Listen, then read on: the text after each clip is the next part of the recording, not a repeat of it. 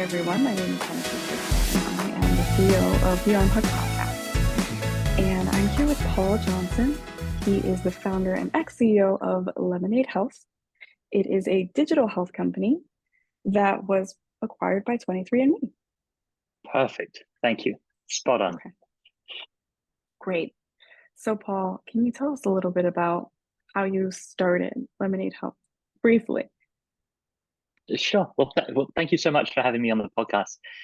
So, as you said, my name's Paul. I grew up in a tiny countryside village in the middle of nowhere in the UK. If you've seen the movie Hot Fuzz with Simon Pegg, you'd have an idea of the sort of village and environment that I grew up in. I started my first business when I was at high school, not in healthcare, so a business that actually was selling sports equipment online, and then had a career in the UK in e-commerce and marketing. It wasn't until I had a personal experience in healthcare that I really got excited about the ability to build something in healthcare. So my father was fortunately diagnosed with cancer by chance. The ordering clinician accidentally checked the wrong box on a paper form. And fortunately, he's alive, doing great, really healthy today because of that mistake. But it certainly made me think, we're still using paper forms in healthcare. There's a real opportunity to bring an innovative mindset, a product, digital entrepreneur experience to healthcare, and maybe change some of these historical practices so we can improve the quality of care. I had a childhood dream of moving to Silicon Valley, very naive childhood dream of setting a business up in Silicon Valley. So 10 years ago, almost to the day, I moved to San Francisco and set a company up called Lemonaid Health. Lemonaid Health, at Lemonaid Health, we launched a website and mobile apps allowing patients to get access to healthcare without seeing a medical provider in person. So telemedicine, albeit at the time, the term telemedicine wasn't well used. And we were fortunate to have helped millions of patients. We raised money from some great investors and supporters. And as you said, already Lemonaid was acquired by 23andMe at the end of 2021. And I then worked at 23andMe for a couple of years to help integrate Lemonaid into the 23andMe ecosystem.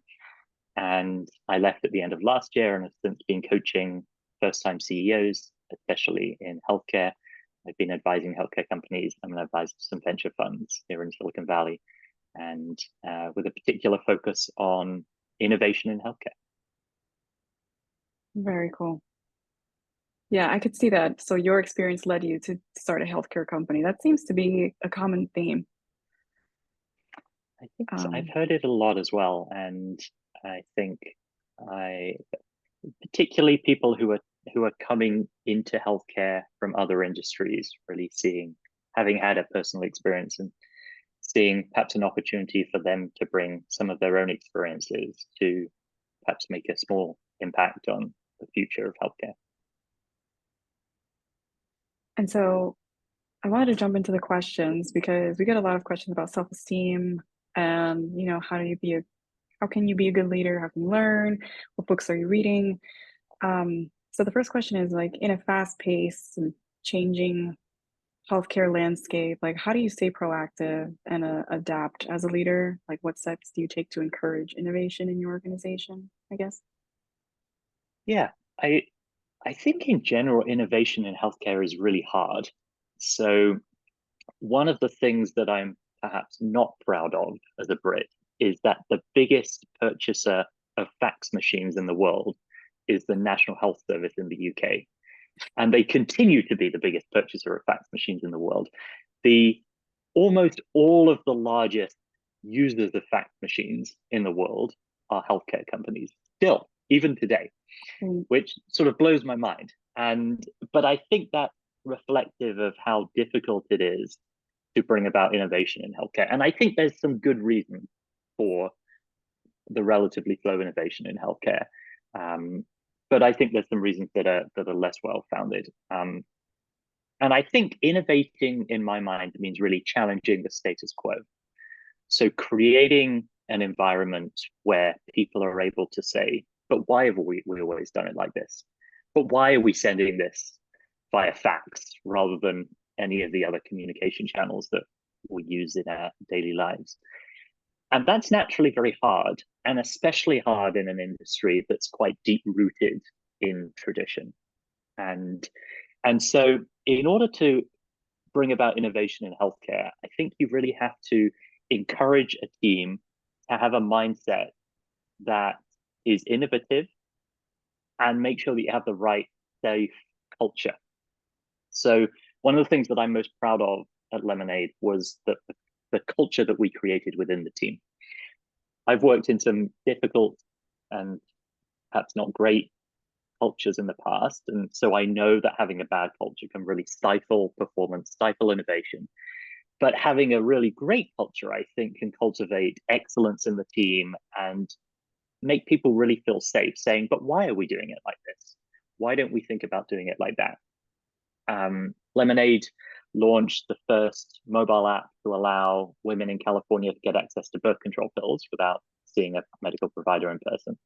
It's the first app in the US to do that. We were the first national provider of product-led medical treatment for anxiety and depression. And I think our team wouldn't have been able to do that if we didn't have this culture of real safe innovation. And I think maybe the kind of last thing that I add that's important is that innovating in healthcare requires a lot of cross-team collaboration.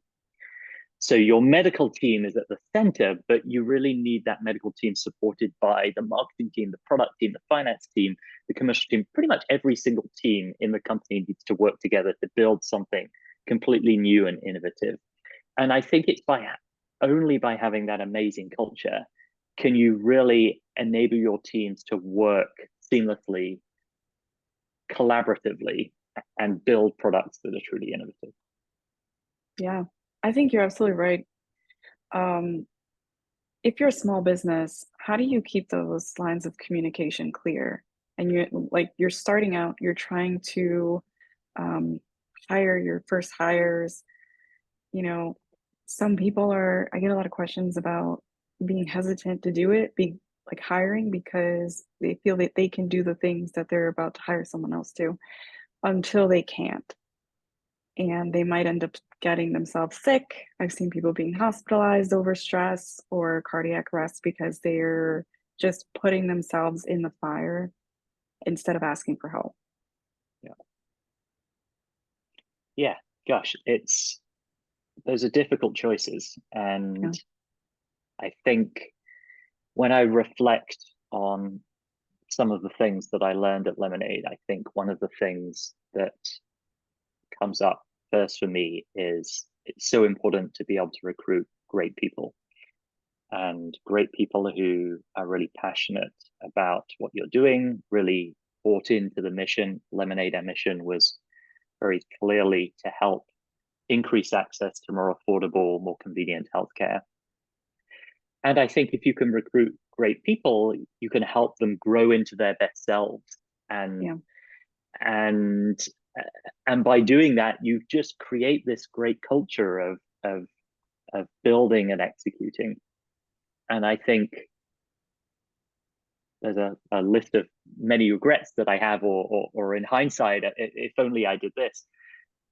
But I think one of those would certainly be, gosh, I wish I had recruited more experts sooner rather than just believe that we could do it ourselves, because I think that's really an unlock. And I certainly understand that can be hard, and you have to have the capital or resources to be able to do that. But what many of the CEOs who I help coach today, this is often a discussion of like, what is the right time to recruit a leader in this area, or move from someone who's more of a generalist to recruit specialists in these different areas. And I think often the right answer is sooner rather than later. Yeah. And then switching over to money mindset. So can you share a financial success story where your money mindset played a critical role in achieving a positive outcome? So meaning, like, did you decide to make that huge risk and go after this idea that you guys all agreed on and it really paid off? Yeah, I think so much of running a startup is making many of those bets. And you have to do that because I think if you don't, then you're not really realizing the opportunity or you're not relevant in the market. I think the other thing that's really important about startups is that you need to save as much money as possible Yeah. because you have a real finite amount of money. So um, I remember in the early days of Lemonaid, in hindsight, maybe it seems like we took it to the extreme, but we were really serious about it. So my co-founder and I, when we travel for work meetings, we'd share a hotel room together in the cheapest hotel that we could find close to the meeting room. We'd in our first offices, we would clean the office ourselves at the end of the day and clean the bathrooms because we didn't want to pay for a cleaning company to come and do that for us. We definitely didn't have swanky offices. In fact, our office was in the corner of a tour bus depot, and it was pretty embarrassing when people would come and visit us. So we would purposely try and Mm, meet them at their office or meet them at a coffee shop or something. But we would always invest in parts of the business that put the patient first. We would invest in recruiting the best team that we could possibly find. We'd invest in building the best technology, most secure technology that we could. We'd invest in marketing so that we could get more people to use our product and so that we could help treat more people, help more patients. And I don't know that any one of those things is an example of a financial success story, but I do think collectively, all of yeah. those things created this environment and created this culture and this mindset of let's invest money on the important things and the things that really touch patients, and probably contributed to us ultimately being bought by 23andMe. That's amazing. And then I guess how do you prioritize and set those goals ahead of time for the long term? Because you know how startup life is very short lived, or startups are short lived. Every time I turn, I find that someone I used to know either went bankrupt or they decided to shut down. And so we automatically assume if we put in as much as possible now, um, if the company can't die in the next few months, and then there's no long term goal, there's no long term process. We talk about that.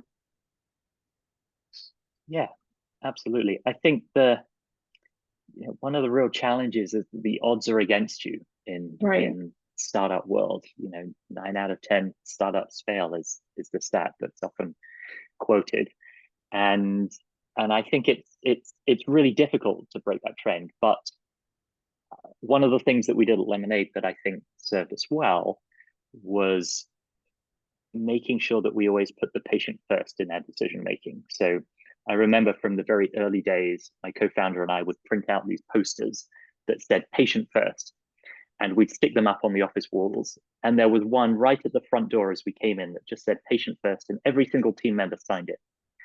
And for us, that was solidifying this mindset of us making decisions that put the Yeah. patient first, or making the decisions that would be right for the patient. So where we thought about the organization's long-term success, we believe that if we put the patient first, we would ultimately make the right decisions that would give us long-term success. And certainly you would always have to consider the right business decisions or commercial decisions. We always knew that if we went out of business, we wouldn't be able to fulfill our mission. We wouldn't be able to help more patients if we weren't around to do that. And it was certainly always critical that we were building something that was a great experience for our medical providers and our team. But it felt like to me, making sure that putting the patient at the core of what we were doing would ultimately lead us to success. And I felt like that was quite disruptive. So I think existing healthcare systems, or the existing healthcare model, often has the employer at the core, or the hospital at the core, or the Yeah. clinic at the core. And you would see a medical provider, but you'd have to go somewhere, and the experience was not really centered around you. Whereas if we could build something that really was centered around the patient, where the patient could get care when they wanted it, where they wanted it, on their terms, then that felt like we would really be delivering against that mission that we were setting out to do. And so many of our goals and objectives for long-term success were really founded on that. How can we build something that's right for the patient and putting the patient first? Yeah, 100%. I really like that. Yeah, I read somewhere that there was a company that would put an empty chair in the room and they would say that's where the patient is. Yeah, So that I way love they that. always, yeah. Yeah, that's great. Yeah. Can you share a time where you provided mentorship to a team member and that how that guided them positively in their career trajectory? I know you talked about having like great team members and how it affects them in their career, but Yeah, I let think absolutely. But I think one of the most rewarding things about leadership, being a leader, is the ability to provide mentorship, guidance to those around you. And I think so. A recent example would be that a colleague of mine from Lemonaid, who she hadn't spoken to for a little while since the acquisition, reached out to me and said, Paul, I just wanted to say thank you for believing in me at a time when I didn't even believe in myself. And she was talking about quite a few years ago, actually. So it really touched me that she was still remembering that and wanted to bring it up. And it made me really reflect and think that so much of mentorship is really about identifying strengths in team members, maybe strengths that they can't see themselves, and right, really helping them with the confidence to grow and develop those skills so that they feel like they can take on more responsibility, they feel like they can be more proactive and get involved in more strategic decisions.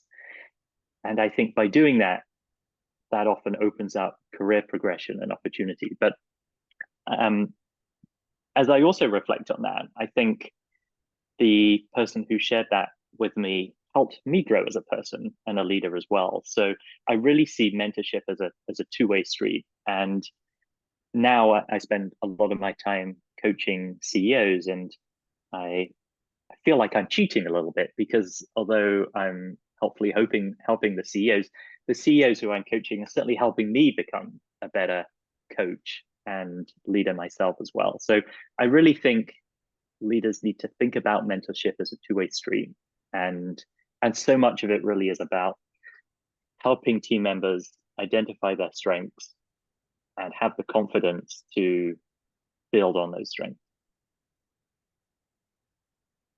that's great. I really like that two-way street. It's almost like a mirror. Right. Yeah, absolutely right. I like that. So I hear stories about folks getting advanced degrees to get a job as a CEO. Is it still advisable today to hold or to have had experience as a CEO or get a degree like an MBA or just jump into the idea, the startup, and then become this fresh leader from your experience in the startup? Yeah. So as I mentioned earlier, I think the real problem with startups is the odds are really against you. And if you knew the odds, you probably wouldn't bet on them. So let's say 9 out of 10 startups fail. So you've got a 90% chance that the company that you're starting or that you're joining is going to fail. And even the 1 out of 10 successes, there's various levels of successes. And the really great successes are a very small portion of the 1 out of 10. So when you look at it from a purely numbers perspective, particularly if you're thinking about the cost to get a degree to then become a CEO, I'd say it's a pretty tough bet to make. And there's also no become a CEO degree, right? Like there are in other disciplines. You mentioned business as a path to becoming a CEO Right. potentially. But I think my advice to anyone who has aspirations to become a CEO or an entrepreneur is a little bit like what I did, and I fell into it by chance. Set a business up. I think it's the barriers to doing that are pretty low now. You can, the use of technology and the internet, you can really set up businesses with little or no capital. And my advice would be just do it as young and as early as possible. For a few reasons, I think you typically have fewer responsibilities when you're younger. You have a little bit more time on your hands, potentially, and you can do it in a way perhaps that doesn't disrupt a traditional career path. But the earlier you do it, the earlier you're going to learn whether you love it or not. And I would say, from my experience, running a company is really, really hard, extremely stressful, and a little bit like a roller coaster ride. There's some great times, but most of it is pretty tough and a real slog. Requires a real amount of grit and determination. And I think the earlier that you can figure out whether that's for you or not, the better. And when I've spoken to some people who've done that, many of them have said, gosh, I realized that just setting a business up is just not for me. And that's completely okay. And the earlier you learn that, probably the better. And some people have done it and they've just got so excited by it and they absolutely love it. And that's all they've done the rest of their career. So even if it's as a kid setting up a lemonade stand or running, I met someone a couple of days ago who when he was at high school, he started running a business cleaning windows and got so excited about the idea of setting a business up and being in control of his own destiny and his future. He's since set up many businesses. So I think Awesome. as early as possible, just set something up and see if you love it. And if you don't love it, it's okay. Then you know you don't love it, and perhaps pursue something else. I don't think getting a degree to become a CEO is the right mindset. I think the right mindset is set a business up, figure out if you enjoy doing it or not, and then that will drive whether you should become a CEO or not. Well said. I know you mentioned mentorship and coaching. Can you talk a little bit about that so people that are listening who might be interested, or are there specific startups that you're looking for to mentor? Is it open to applications? Yeah, absolutely. So I think of CEOs a little bit like sports athletes. So any high-level sports athlete has a coach. And that coach is typically someone who has had some experience in that space before and is able to help that athlete really identify what they need to work on those particular things, really identify their strengths, think about their weaknesses. And I was fortunate when I was the CEO of Lemonaid to have a great coach. And I wish that I'd found a CEO coach earlier. And that coach really helped me become a better CEO, really helped me make better decisions. And I think accelerated the ultimate success of the business by having a great coach. So I now I'm really enjoying doing that myself and coaching CEOs from seed stage startups to much later stage larger companies. And I think the value that a coach can add is they bring a perspective that's a little bit impartial. So the CEO coach is not an investor, is not your family member, is not your best Right. friend, is not on your board. So they really are a safe space to share problems and give perspectives. And some of the experiences that I had running Lemonaid for 8 years and then going through the exit, I think are transferable to other CEOs who are going through some of those similar challenges. So I enjoy it very much. I learn a lot by coaching different CEOs, and I think the CEOs who I work with find it valuable. That's amazing. Yeah, you're sharing, you're giving it back. That's awesome. And then, so that was the, oh, go ahead. Sorry, go ahead. I was just gonna say that was the last question I had, but is there anything that anybody listening can help you? Is there anything we can help you with? We always try to just give people the spotlight for a moment, whether it's just a follow on your page or are you starting a newsletter, whatever it is. Sure. How can we Well, keep in touch? I appreciate that. I have a website, ptjohnson.net, some information on the coaching business that I run. But I think my real ask would be just continue to encourage entrepreneurs to set up businesses in healthcare.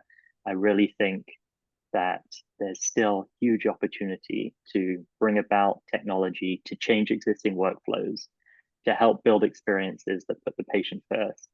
And I think one of the things I learned at Lemonaid was really build products that people don't just want, but build products that people really need. And I think that's important in healthcare. There's so much need in healthcare that's unmet and unserved at the moment. So the more we can encourage entrepreneurs to innovate within healthcare, I think the better for patients, the better for the healthcare system. Yeah, that sounds like another company idea. might be one day. It's like, how do you push people to network? How do you push people to like meet each other? And Sure. entrepreneurship and being a CEO can be quite lonely. I felt that. I was the CEO of Mm-hmm. Lemonaid. It can be quite a lonely, very difficult, very stressful time. And the more we can encourage people to create communities and work together to solve some of these healthcare problems, the better we're all going to be, I believe. Awesome. I guess like I had a question that I was thinking about while you were talking, um, that wasn't listed on here. How do you know which CEO is the right fit for your coaching? You know how all coaches have different styles? Um, some treat it more like a system and having it more like a classroom, more like a professor, here's homework that you need to work on. Is your coaching, you feel more, um, I guess, less like homework, more about digging into what's really going on? Yeah, so I think when I was searching myself for a CEO coach, as you pointed out already, there's a lot of different types of CEO coaches. There's some CEO coaches who are more like a therapist that's Right. really valuable, actually, because gosh, running a healthcare company, like you certainly need someone to be able to talk to Yes. about the ups and downs of that. On the other end, there's the CEO coaches who are really just much more tactical Mm. and help you with some of the real sort of day-to-day challenges and questions and decisions that you have. And I like to think of myself a little bit in between those two, and with a particular focus on some of the challenges running an innovative healthcare company. So really about how can you bring about innovation in an industry that has largely not innovated much in over 100 years.